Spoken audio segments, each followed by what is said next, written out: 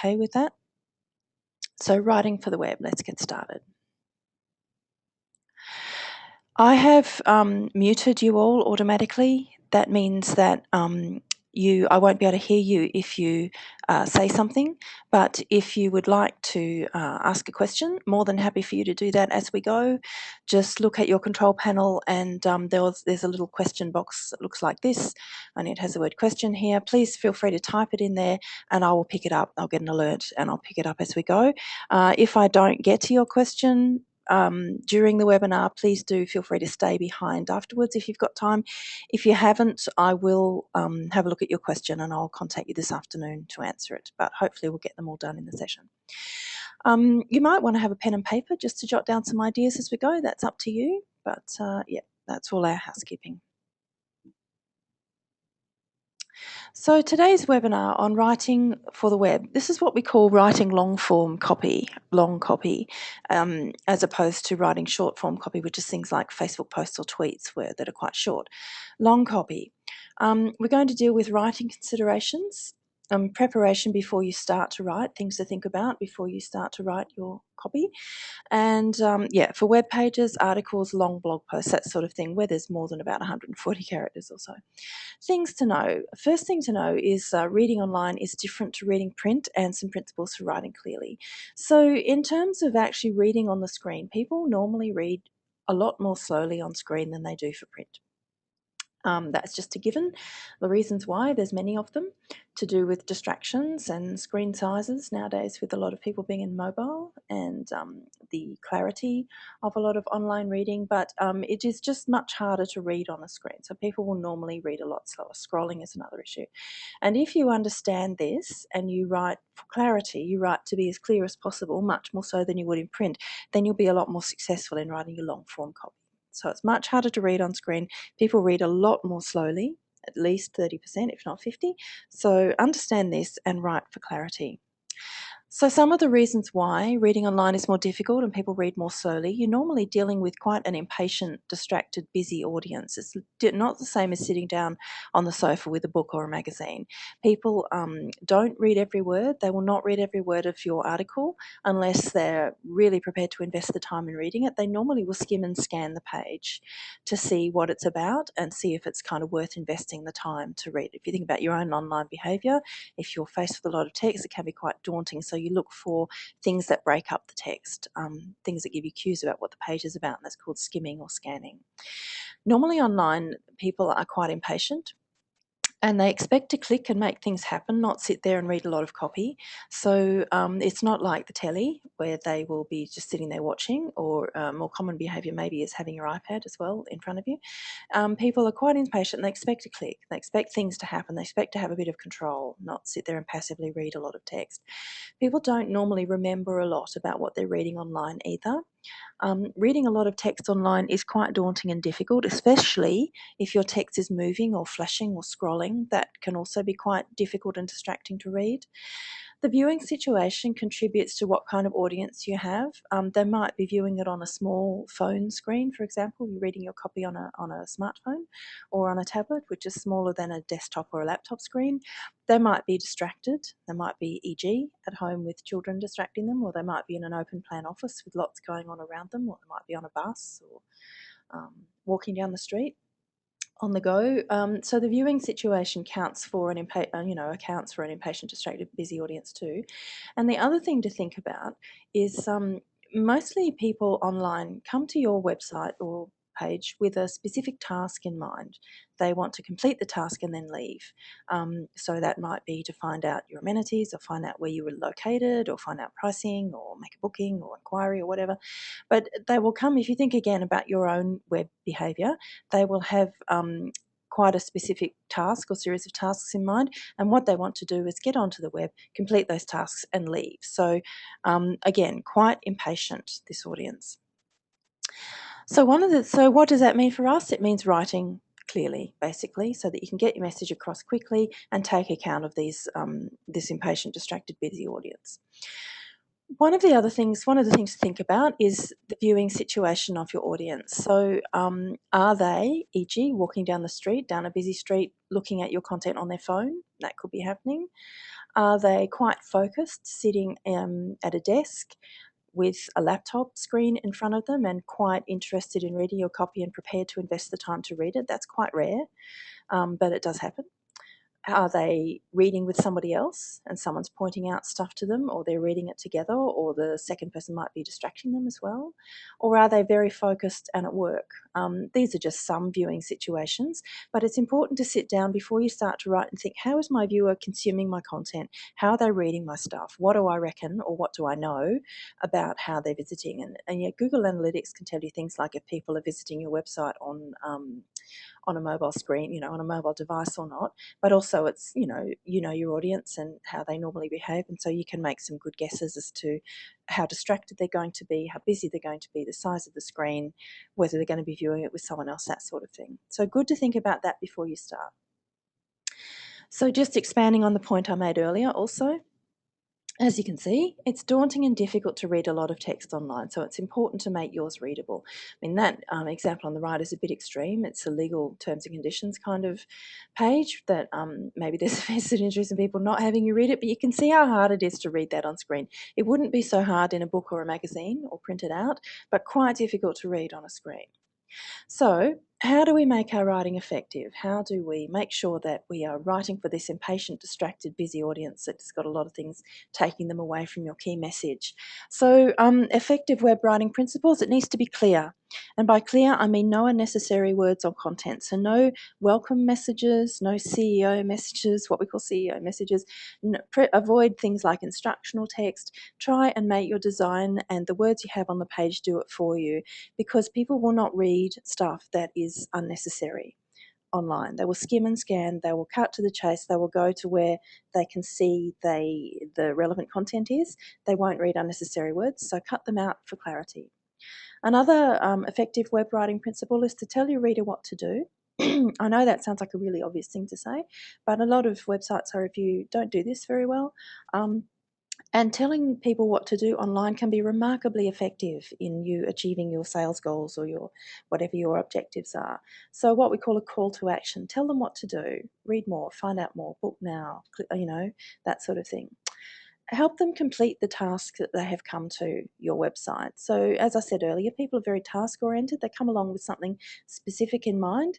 And your copy should facilitate that task. It's not about what you want to tell them. It's about you giving them information so that they can complete the task. I know that cuts across a lot of traditional marketing practice, and there is a place for that, of course, online. But if we're talking about writing effectively for the web, it's not about you pushing information at people. It's about you putting information on the page that you know they're looking for in a clear way. Facts are really good, not hype. If possible, things to back up what you say, statistics, numbers, testimonials, rather than you talking it up, basically, can be a lot more effective than what you might see in normal marketing offline. So clear, no unnecessary words, tell them what to do, help them complete the task, and use facts, not hype or jargon. So little preparation. So those are the basic things I want to talk about today, and I'll expand on them in a minute. But preparation, before we start to write, think about our audience. Who are we writing for? At the end of my writing, what do I want them to do, or what do they need to know? What are the key tasks they've come to my website with in mind? And how familiar are they with my information, my company, and my technology? And all of these characteristics will determine things like what information you put on your writing on your web page, what order you put the information in, what kind of language you use in terms of perhaps technology type language. What can you expect of them? If they're very tech savvy, you can probably expect a bit more of them than if they're absolute beginners, and that will affect what you write as well. How familiar are they with if they already know about booking online, or if they already know, if they're repeat visitors and already know about your company, or they already know about your region, then that will also affect what you write and how much information you give them. So that's the first thing to think about. Sit down and think about your audience. Who am I writing for? At the end of their reading, what do I want them to do, or what do I want them to know, or both? What are the key tasks that have come to my website with in mind, and how do I facilitate completion of those? And how much do they know about me already? How tech savvy are they? Because that will affect what type of style you have and what type of information you put in there. The other thing to think about is your own product, your own company, and what we call features and benefits. So let's look at this in a little bit more detail. So who are we writing for? What do we want them to do or know? What are their key tasks, and how familiar they are with my information company technology. So here are just some examples of different types or groups of people that you might be writing for. You might be writing for all of these, which is fine, or you might be specifically writing for, e.g., grey nomads or backpackers or a family market or a single parent type market. So important to sit down and think, who are they and what do they want from me? So our backpacker has got in mind his key task. He's looking for new experiences and parties. Okay. Our grey nomads, they want to see Australia, see the real Australia, have adventures but stay safe. This single dad taking the kids away on a holiday, I need to keep the kids busy at a reasonable cost. So it's important to think, what are the key tasks? What sorts of things do they want to do when they come online? How do I make sure my writing reflects that? So determine the user's task before you start to write. Sit down and think about, what are they coming to my website to do specifically? Is it to find out my prices? Is it to find out my location? Is it to check my amenities? Is it to view photos or videos of my property or tour, or whatever my product might be? Is it specifically to book something? Is it to make an inquiry? Is it to find out my name? I don't know. I mean, you know your audience better than me. It might be all of these things, which is fine, in which case you have, all of this copy on there. But if you can sit down and think about, determine the user's task before you start to write, you'll find your writing gets a lot more focused and you don't put in stuff that is unnecessary. Remember, we said no unnecessary words or copy. So if you are really focused on what the user wants to do and they come to your webpage, that will really help you to write in a very focused way and will make your writing a lot more effective. So before you start to write, determine your user's key tasks before you start. Sit down and list them, whatever they are. What do they come to my website to do? One of the other things I mentioned earlier on is what we call features and benefits. So features are elements of your product or service. Benefits are the payoffs that someone will get from using your products and service. And why I mention them now, and we think about them in preparation for writing, is that if you can talk about the benefit as well as the feature, or even sometimes instead of the feature, then you are being much more effective at selling your writing to the reader. For example, a feature, my first feature here I've got is our toaster has a state-of-the-art new microchip that turns off automatically when your toast is done. That's a feature, but it's not very compelling. It's interesting to know this, and people who really love toasters and microchips might find it compelling, but for the general public, it's like, okay, nice to know. But if you say then, your benefit, never burn a piece of toast again, now that resonates with everybody, and then they get it. Then they understand why this state-of-the-art new microchip is really important. So the feature is the thing, the benefit is the payoff. Never burn a piece of toast again is going to make sense to everybody, okay? So think about the benefit of your product, your company, whatever you have on offer, and try to think, what is the benefit in that? So free bottle of wine on arrival, that's nice, that's a feature. Sit down, relax, no need to go to the bottle shop, that's the benefit, okay? So here's another example. These shoes have rubber soles and double stitch seams to keep them waterproof. Yep, nice to know. Benefit, always keep your feet dry. Feature, we have a covered sports ground and indoor play facilities. Benefit, keep the family happy even if it's raining. So when you are writing, again, once you have sat down and thought about your audience, thought about their key tasks, also think about your product and company and try to list some of the features and benefits of it and include them in your writing, because what you're doing again is you're facilitating the task. You're doing the work for the user rather than expecting them to read, our toaster has a state-of-the-art new microchip that turns off automatically when your toast is done, and then draw the conclusion themselves. You are doing it for them. Remember, we're dealing with an impatient, busy, distracted audience that doesn't want to put any work in, and fair enough. So if you can put the work in and put, here's why our product is so fabulous for you, here's why this feature is so fabulous for you, then your writing will be a lot more effective, and people say, oh, fantastic, and you'll be a lot more successful. The benefits depend.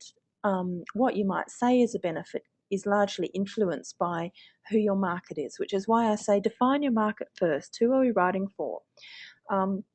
Keeping your feet dry might be a great benefit for a backpacker, may not be interesting at all for grey nomads who may not be doing very much walking, so make sure the benefit is relevant and compelling for the people that you're writing for. But this can be a remarkably effective way of making your writing compelling. So features and benefits. So we know who we're writing for and what they want from us and what they're like and how much they know about us and what they're looking for. We know what the key tasks are. We've defined those when they're coming to our website. We know what they want to do and complete, so we need to know what we need to make easy for them in our writing. We've had a look at our product and listed some features and accompanying benefits. So we've done our prep. So now let's look at actually writing web copy. So just to recap, effective web writing principles: clear, no unnecessary words or context, tell them what to do, have a clear call to action, help them complete the task they came to your website to do, and use facts to back up what you say. Try not to use hype. So let's have a look. Writing long copy, 50% less than you would write for print. 50% fewer words.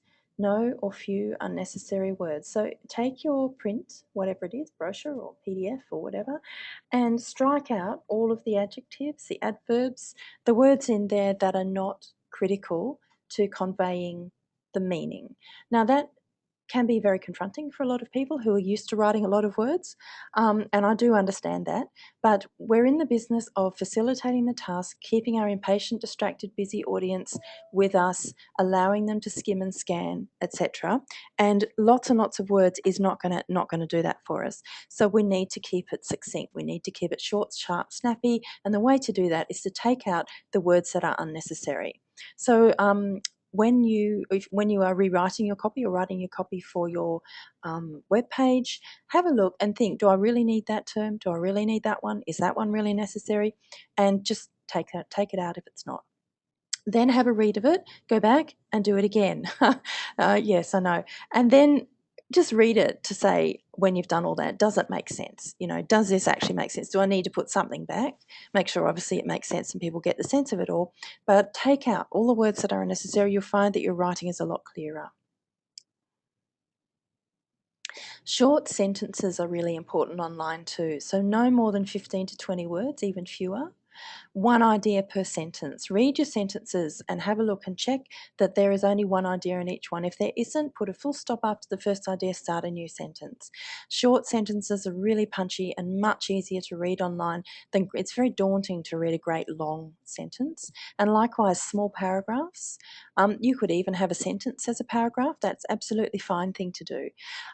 So small paragraphs, no more than 50 to 60 words, and again, one idea per paragraph. Short sentences, small paragraphs, very short, very snappy, lots of white space in between them, or whatever your background colour is.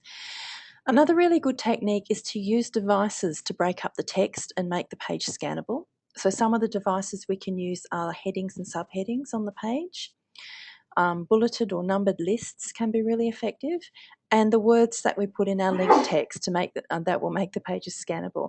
So, by the way, don't worry if I'm going too fast here. I'm going to go through each of these and examine them in detail. So this is just to give you an overview.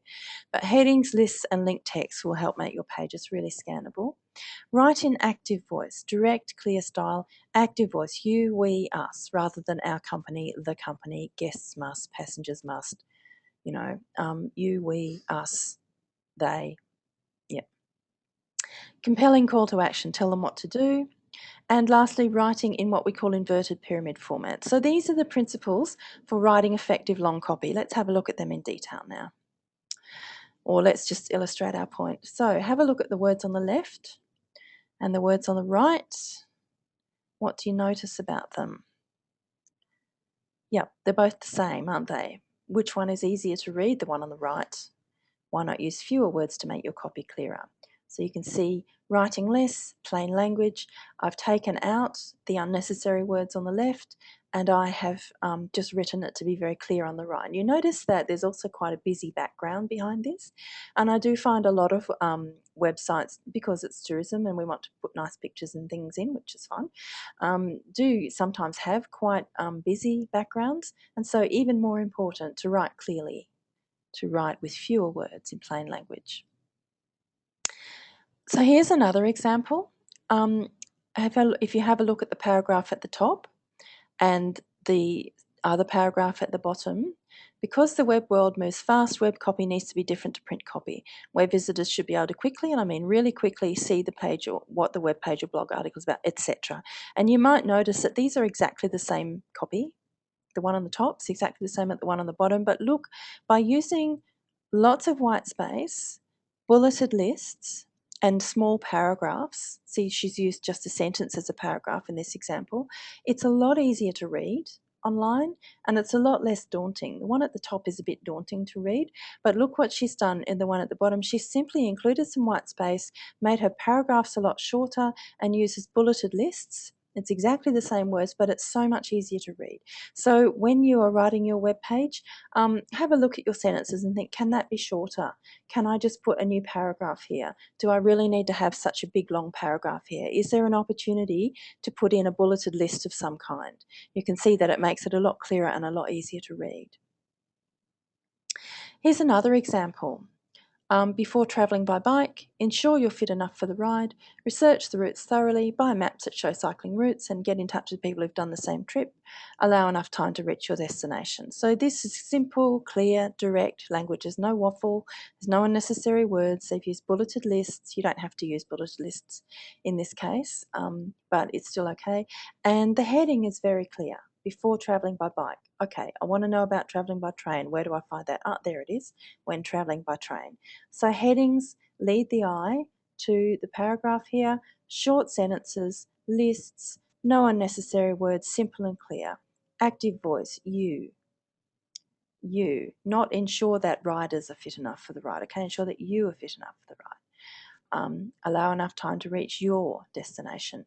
Use you, your, we, us, rather than passive words. Much more compelling, much clearer, much easier to read.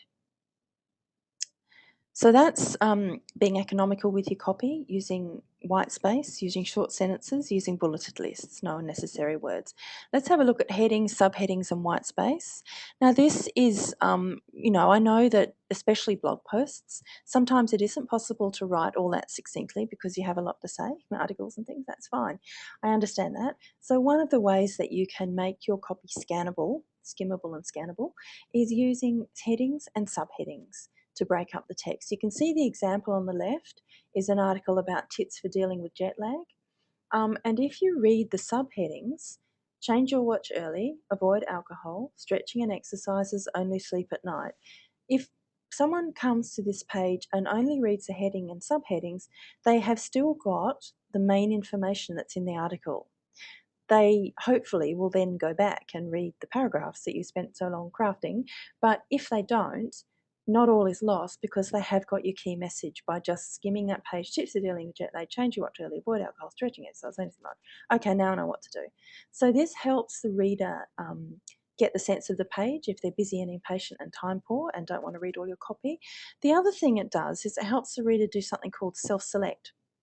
So imagine, for example, our reader knows about not drinking and, stretching and changing the watch and everything, but can't remember, as an example, when they should sleep. This allows them to skip that. Oh, yep, this is the bit I'm interested in. Okay, so I'll just read this.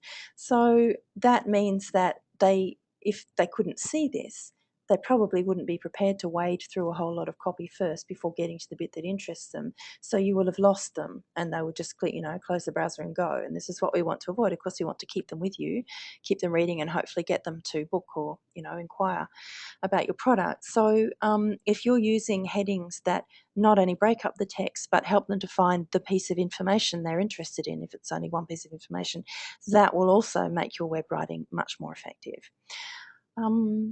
So when you are writing your long form copy, if it's an article, a blog post or a long web page, make sure you put in subheadings and practice. Firstly, make them summarise the paragraph here, avoid alcohol. So this is all about avoiding alcohol on the flight. So that's what we use as a subheading. So summarise each paragraph or couple of paragraphs with your heading, and try, it isn't easy to do, but practice writing headings that if the reader only reads that, and that, they've got the sense of your page. And that will make your long form copy a lot easier to read and a lot more effective. One of the other things that can break up the copy is the words that you put in your links. So a lot of people just write click here or just have the word here in their text, and to my mind that's a bit of a wasted opportunity because it doesn't mean anything out of context. Here are my links before. Click here to book now for cheap flights to Bali. After, I've made this whole thing the link, book cheap flights to Bali now.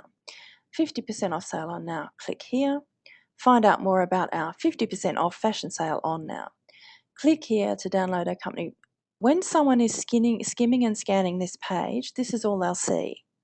This and your headings. They won't read the supporting text around the link necessarily. They won't read these words here.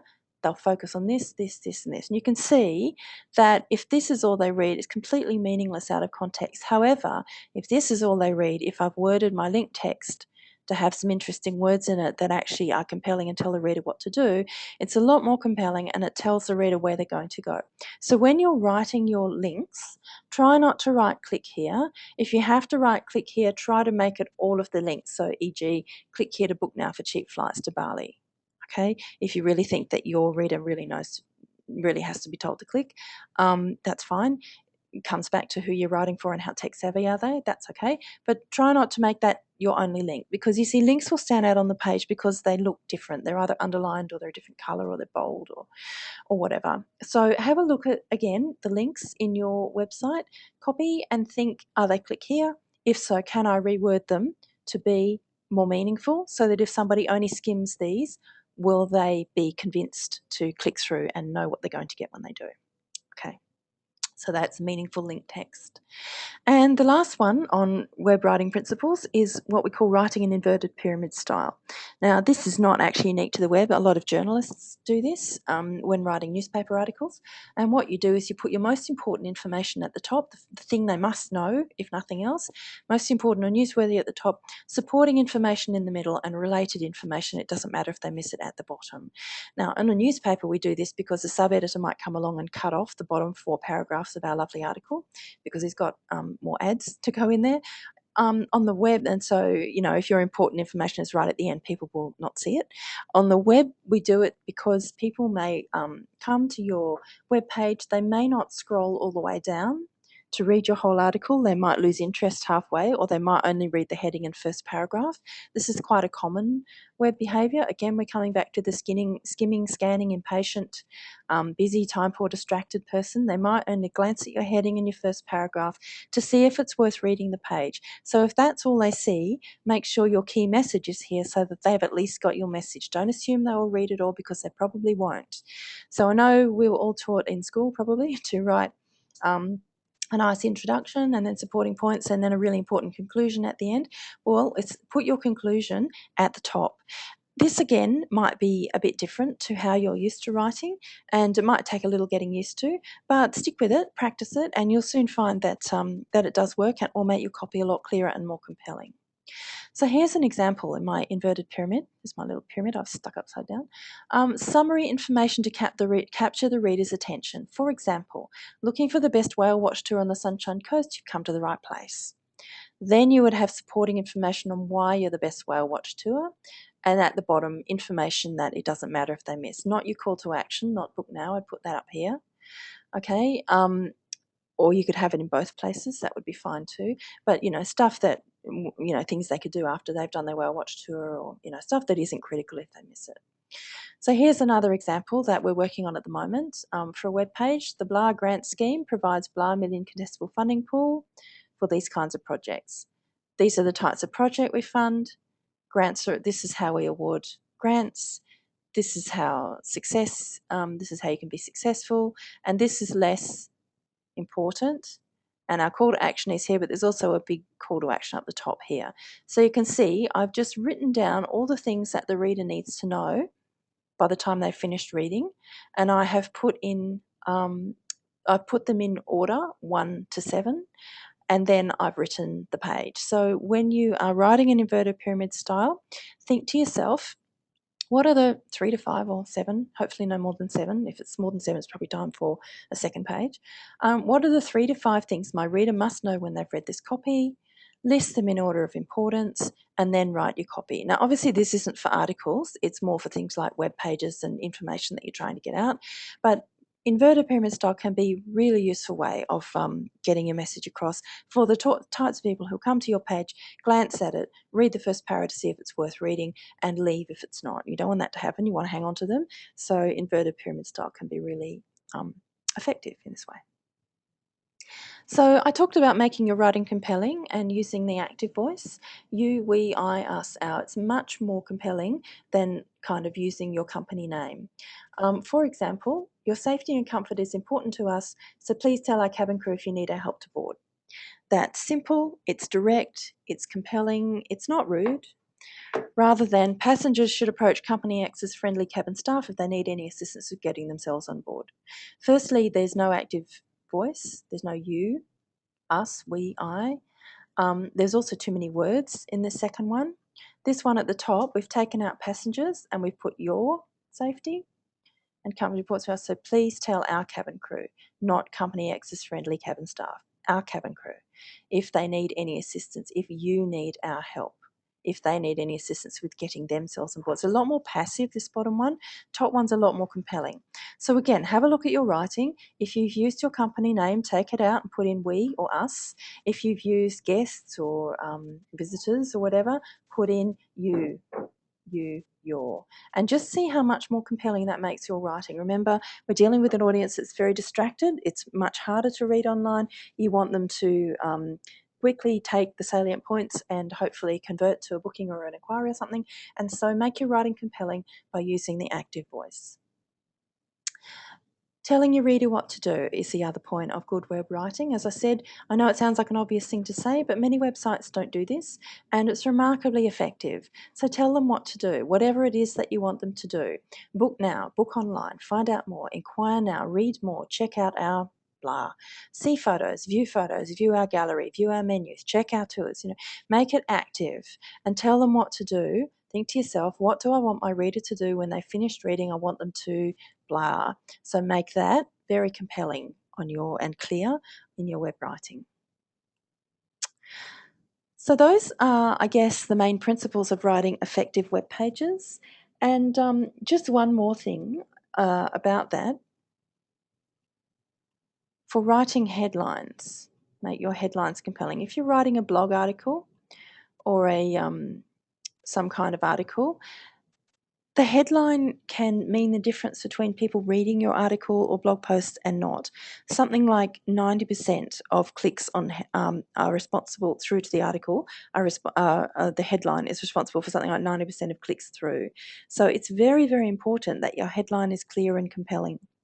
So this is, if you're writing a blog post or an article, this is one of the techniques I would spend a great deal of time on, at least as much as writing the article itself, preferably more, because this is what is going to make the difference between somebody clicking through from your Facebook page or your Twitter account or your blog summary or whatever you have, or your news page, to encourage them to read the article. So headlines really, really important. So let's have a look at a few ways of writing different headlines and writing ones that will entice your reader to click through. So the first one is the one we probably use all the time, which is direct headlines. Simple and direct. 50% off flights to WA, Easter special on now, Mother's Day, new menu, that sort of stuff. And that's fine. A direct headline is absolutely fine. But you might want to consider, as long as it's clear and tells the reader, why they should click, but you might want to consider some of these other techniques to give the reader a bit of a reason why they should click, because they'll be thinking, why should I click through? So indirect headlines. Now, an indirect headline is basically meant to arouse the reader's curiosity.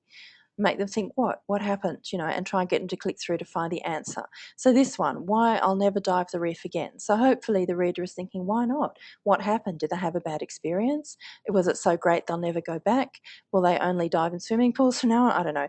But the whole idea of the indirect headline is to arouse the reader's curiosity and try and get them to click through. I had one in a workshop where he said, why I'll never pay for parking again. And that was Brisbane, where parking is very expensive.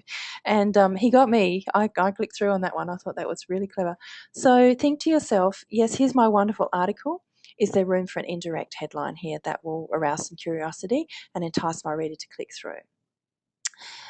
Or you could use kind of a newsy headline, which basically uses active words like introducing or announcing or presenting, which again will catch people's attention and make them read the headline. Introducing Harvey Bay as our new destination, presenting our wonderful new menu for winter,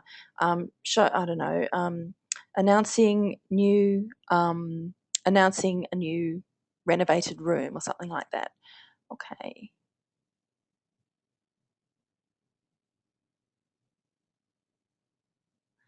Hand is up. Can you just type me a question? Rather, because I can't unmute you at the moment, Mikkel. If you could just go down to your control panel, there's a little panel called questions. If you can type your question in the text box there and just hit send, it will come up for me. Thanks. Otherwise, we can chat at the end. Okay, so a news headline, introducing, announcing, presenting, some kind of action word like that, some kind of verb like that. How to headlines, how to keep everyone happy on your big road trip. How to keep everyone happy on your big road trip. So again, this can be a really great structure for an article, because you can have how to tip 1, tip 2, tip 3, tip 4, tip 5, and it's a really easy way to structure an article as well. How to, and these can be quite compelling reading as well. Question headlines. Who else loves a stress-free holiday? So start with a question. Are you looking for blah? Are you looking for a fun time with your family? Are you looking for the greatest barrier reef experience around? Have you ever blah? Something that people can kind of say yes to, that asks the question. Is your website not working? Would you like some help? That sort of thing, in my case, not in yours. So question headlines. Can you ask a question that will entice your reader to click through? Something that they will say yes to or relate to. Another really good technique. Another one, command headline, book your Christmas in July break today. So put a time frame on it: today, next week, limited offer, next 24 hours, etc. Reasons why, 5 reasons why you should choose Cairns this year. So again, this is kind of similar to your how to, in that it will give you a structure for your article. So reason 1, reason 2, reason 3, reason 4, reason 5. So that's easy for you to write. And it's also the number in there gives people a sense of what they will get when they click on it. So if you have why you should choose Cairns this year, people won't have any idea how long it is and how much time it's going to take to read and whether it's been structured well, so they may not click. However, if you put 5 reasons why, they'll think, oh, 5, well, I can manage that. I've got 5 minutes, and click through and read it. So numbers can also be really effective in headlines. 3 ways to blah, 5 reasons to blah, 7 tips for blah. Not all the time, again, but can be very effective in writing a headline that people will click through it.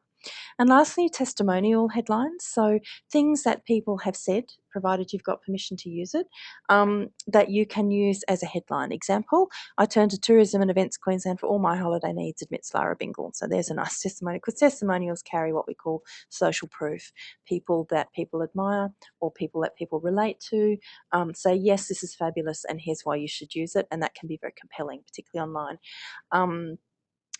So, obviously Lara Bingle may not be somebody you have a testimonial from, but it can just be simply something like best holiday ever, Justin aged 9. That was one testimonial I saw that one tourism operator used, from a little boy that had come to their venue and had a really great time. And that was his testimonial, and they used that as a headline. So if you have a guest book or, people you have feedback on TripAdvisor or whatever, try and get permission to use it as your next blog post headline. Can be really effective. So just some different ways of writing headlines for your blog to try and get people to click through, because the headline can be responsible, as we said, for about 90% of people clicking through. So really important. So spend some time on it and mix it up a bit. Another approach for headlines, or indeed your copy, is what we call the for you approach. If you want some great guidance on writing for the web or writing in general online, Copyblogger, the URL is at the side there, is a really great resource. You can subscribe to their email list for regular updates, or follow them on Facebook or Twitter, whatever you like. They have fantastic tips and they write really well. If you're looking for a good example of writing online, this website is really good at online writing, and I'd really recommend it that you have a look, click through to his website. His name's Brian Clark, copyblogger.com, and have a look. No, I haven't got shares in them. I just really like how they write, and they just illustrate what I've been trying to say really well. So have a look at that. But he has something called the for you approach, which is make your headline or your copy useful, create a sense of urgency in the reader, make it unique, and make it ultra specific. So what do we mean by that? Useful, something that your audience, coming back to who are we writing for, what are they looking for from us, something that your audience will find useful, e.g. checklist for a beach wedding. So this is useful to a couple that's engaged, maybe not so useful to your grey nomads or your backpacker, I don't know. But come back to who am I writing for? Is there an engaged couple segment in my market? Am I writing for engaged couples? Okay, then checklist for a beach wedding will be useful, so I'll put that. Then something that will create a sense of urgency, e.g. checklist for the perfect beach wedding. Perfect. I want a perfect wedding. I'd better click through on this. Or checklist for something with a time frame, like checklist for next month's beach wedding, or checklist for a winter beach wedding or spring beach wedding, or something like that, that puts a time frame on it. Is there a way you can create a sense of urgency in your reader's mind? Then you don't have to do all of these. Obviously, I'm just illustrating it with the same one. You can just have this, and that is absolutely fine. But from time to time, you might want to choose one of these as well. Third thing, something that makes the headline unique, which is something that your business has that nobody else has.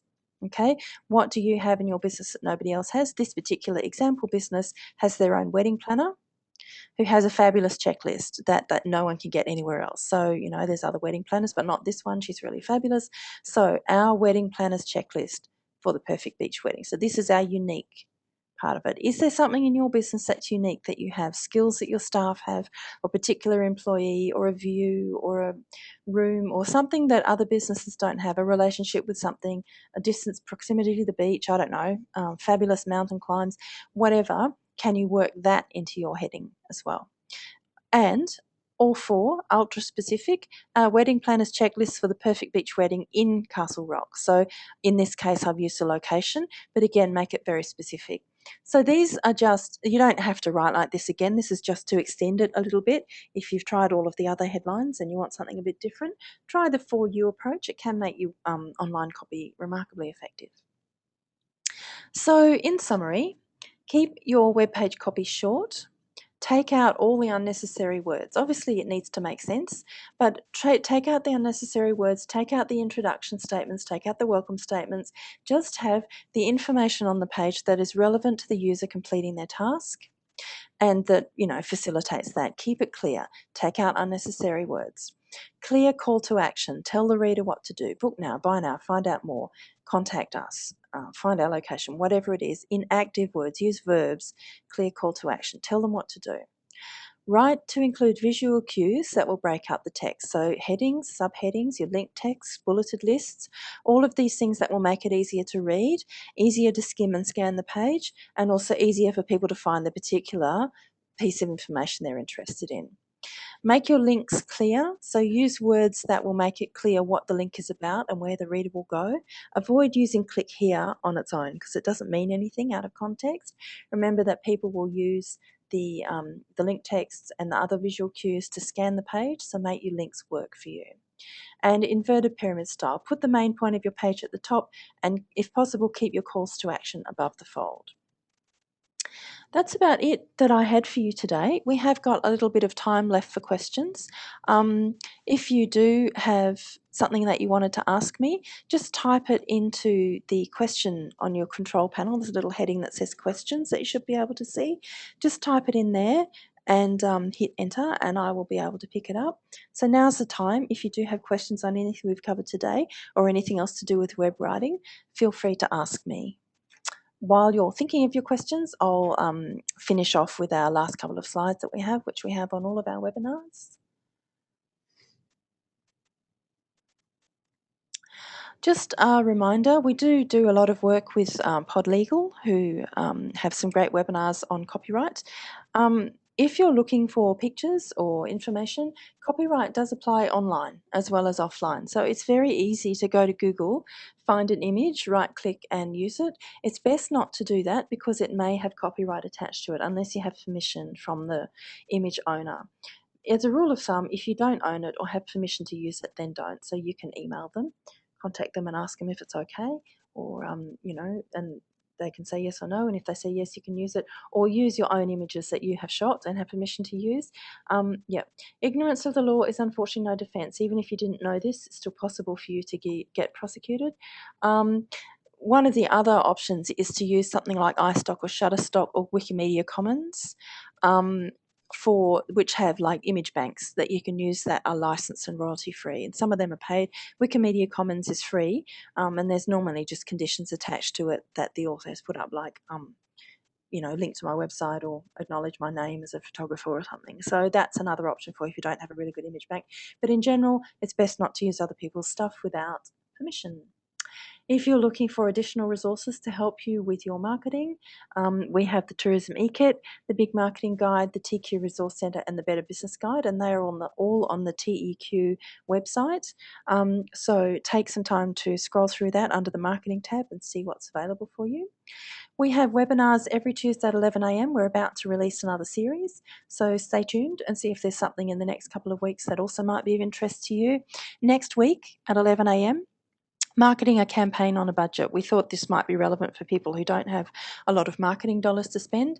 There are many different ways that you can either make the most of your limited budget or do stuff for free that will help your campaign to succeed without, a huge marketing budgets of thousands of dollars. And there will be more in the weeks to come. If you're interested in registering for that one or any other webinar that we put up there, here's the link, tequeensland.com/digitalready, and just go to the webinar registration link.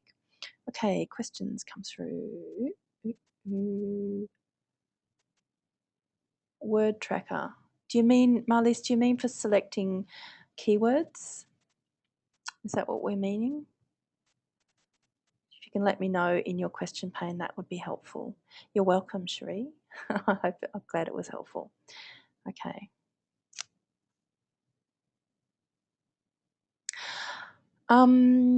So we also have workshops. We have a mentoring, either face-to-face or on the phone or email, coaching service by phone or email, that's me or anyone that's in the office at the time, and webinars. So lots of things to help you. If you're interested in attending a workshop or booking a one-on-one mentoring session for your business with one of our digital coaches, just get in touch with your destination specialist and they can let you know when they're next going to be in your area.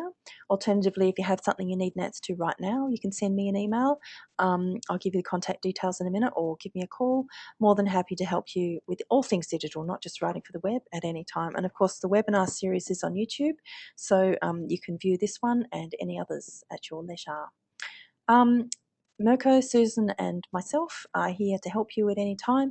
Here's our phone number, 0735355800, or you can email us digitalcoach@queensland.com, or have a look at, click through to the other webinars that we have on YouTube already on the Tourism and Events Queensland site under the Digital Ready tab.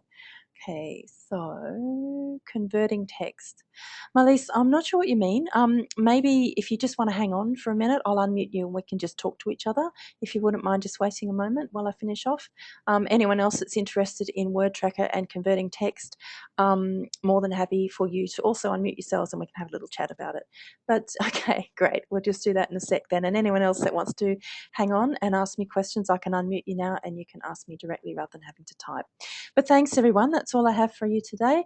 I hope it was useful. If you want any help with your web writing, want to send me a draft or anything, I'm more than happy to look at it for you and give you some tips on improving it.